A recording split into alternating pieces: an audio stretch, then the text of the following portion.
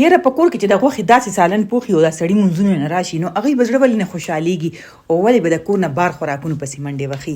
لږې تکړه شئ او دا نوې نوې طریقې ول خپلوئ. په نوې طریقو ول سالن جوړوئ. دومره اسانه ریسیپي در کومه چې د کړاهي به وروستو پرېږدي او ټماټر مې پکې نه واچولي او طریقه یې هم ډېره اسانه ده. غوښه هم نرمه وه او دونه جوسي او مزداره وه که نه. دې له بابالې غټه غوښه 1 کیلو والی 2 کیلو والی دا د کیلو نه د بره ده ځکه چې زه وله پیسې ورکړم بس د 2000 راله روړه چې دا به اوس د څونه راځي. ما په خیال په 1500 روپۍ کیلو د اډوکي سره. خدای کې ما 2 پیاز واچول او پکې مې اوږي ادرک پیسټ واچول مالګه مې پکې واچول او کوکر مې په بند کو. کوکر په بند کې پریشر باور کې دونه خو به تاسو هم پته لګي چې دونه ټایم کې نرمېږي او که په دیچکي کې پخوي او پکې خړې واچوي. ما ولا ورکو 50 منټ پریشر 50 منټه هغه کې داسې نرمه وه. دې کې به اوس دا پیاز تاسو ته ښکاري زه به ترې نه دار اوچتم.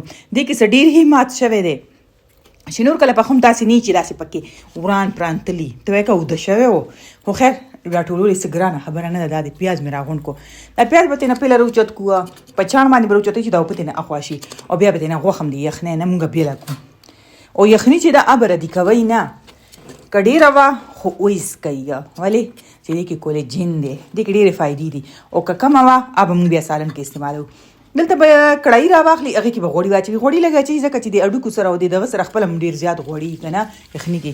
هغې کې هغه پیاز به واچو چې کم پیاز مونږه یشولی او غوښې سره او پکې د اوږي ادرک او د شین مرچکي پیسټ ما بیا واچولو او په سره به چې دا لږ شانتې سور کړو. دې کې به مونږ لا مساله نه اچو چې دا لږ شانتې سور شي نو بیا به مونږ دې کې مساله اچو. مسالې زمونږ کمې بیسیک مسالې چې کمې مونږ کور کې استعمالو. غوښې غټې غوښې کې او چرګې کې چې کوم مساله اچوي خو دا ګرمه مساله هم پکې اچوي. لکه ما پکې 2 چمچې سور مرچکۍ واچولو 1 ورکوټي چمچ زیره پاوډر او 1 چمچ دنیا پاوډر او 1 چمچ کټوۍ مساله او 1 ورکوټي چمچ ګرمه مساله او لږ شانتې نیمه چمچ نم کم کورکمان. که نه پې پوهېږئ بیا دا ویډیو ودروي سټاپ یې کوي او بیا یې وګورئ. تاسو ته به په کتو باندې هم اندازه وشي. دا 2 مسالې چې یو رنګ کې ښکاري دا ګرمه مساله او زیره پاوډر چې دا اکثر یو شانتې رنګ ورکوي. بس دلته دا مساله چې ښه سره شوه داسې ښایسته خوشبو یې پرېښوه. لږه شانتې مالګه پکې واچوئ ډېره مه ور اچوئ ځکه چې غوښې کې هم او یخني کې هم به او بیا پکې غوښه واچو. اوس به پکې دا غوښه ښه سره کړو. ګور زما دا یشېدلې غوښه نه وه زما دا ډېره زیاته خوښوي په نسبت د دې سرې غوښو نه چې داسې سره شي او خلکو ته کړایانې خوند ورکوي. اوس به زما قدرتي خبره ده چې ساده غوښه مې ډېره زیاته خوښوي چې روش جوړ شي او ساده ویشل ساده طریقې سره بس ویشوي چې خورم. دلته اوس دا ښه سره شوه. دلته یې 15 منټه شو نو دې کې به اوس موږ څه اچو. ټماټر خو به پکې بالکل هم نه اچو. که ټماټر مې ور واچولو بیا دا کړاهي جوړه شوه.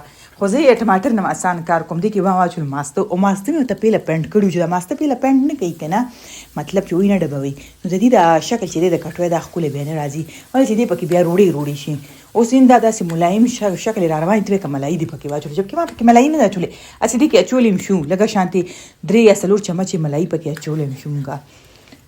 خو وګورئ به دلته کې دا ماسته چې دی داسې یو 2 جوشه ښه ښکلي وکړي چې لږ مطلب هغه خوند هم بدل شي او مسالې سره داسې یو شانتې چې دا مرچکي هم پکې دغه شي. بیا هم پکې ما لږه شانتې یخني واچوله. دا یخني چې دا تاسو خپلې مرضۍ سره واچوئ کمه زیاتې ښوروا پکې لږه ښه غواړي لږه غواړي. دا د هر انسان د کور خپل یو طریقې که نه.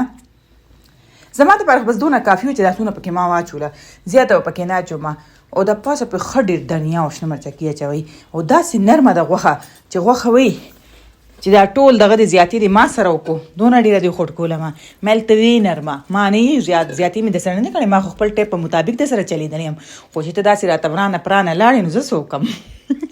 غوښه چې څومره نرمه وي دومره مزه کوي. نو بس دې کې وګورئ نه چې داسې 2-3 جوشه ښکلي وکړي چې دا هر څه یک جان شي نو پکې ښه دڼیا هم واچوئ. ادرک که نه سلایس کې کټ کوئ هم پې اچولی شئ خپله مرضي ده او چې کله پوخ شي د پاسه پې نیمبو اچوئ په خوند به یې پوه شئ. تاسو ته ښکاري ما خو ځان له نیمبو پیله نه کټ کوم. ما که څوک یې خوري او که نه خوري زه خو به یې وخورم که نه ولې چې خواري ما وکړه خو ډېر مزېدار اسانې طریقې سره مې ته غوښه وخیله ولې چې زموږ پښتانه چې دي که نه د غوښې ډېر زیات شوقین دي او بیا داسې د مسالېدار کړایانو مسالې مې پکې زیاتې واچولې. دا مسالې چې دي ځنه خلکو یې معدې خرابې دي خرابوي. یاره د پنجابیانو به خرابې د پنجابیانو معدې سمې دي د پښتنو معدې غرقې دي. په سمو غرب کې ګړي په ډېرو چایو باندې زه خواړو چای پېژنم نه ما ته چې ونه وایي چې ته چای څکې